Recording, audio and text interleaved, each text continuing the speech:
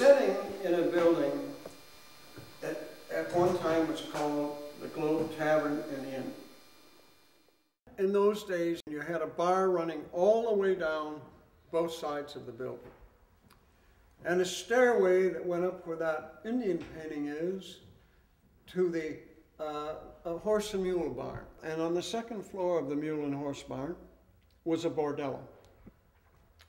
And it was a major attraction, and hundreds of people would come in on stagecoaches just to spend the night or two here. And the food, they say, that they cooked here was marvelous. It had a reputation that it was a great place to go and to be entertained, quite frankly.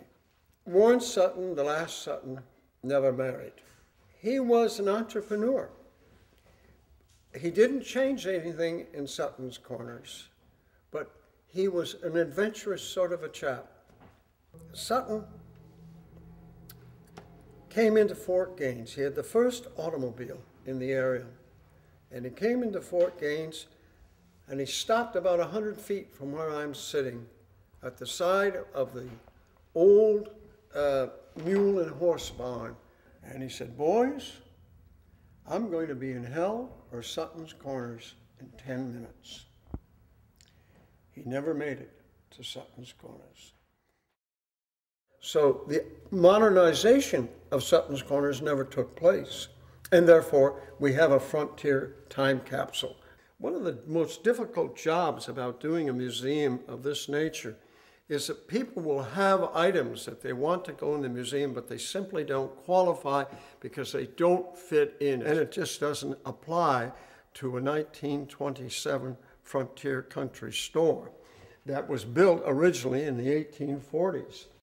The historians that I've talked to who are pronounced in American literature say that the last century, the 1900s, that the most profound book and most memorable book will be the book Main Street by Sinclair Lewis. That huge migration of 80% of America, which was the largest migration in history, that was the demarcation line between that period of time, the frontier, the rural community, and environment that they were going into.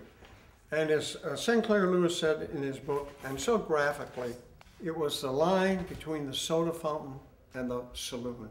So when I started this, I said, well, here I have a soda fountain from the old 1910, 1920 period, and a beautiful specimen with its all stainless steel front.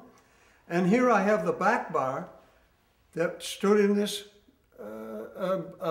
saloon bordello building in the old Globe Tavern and Inn.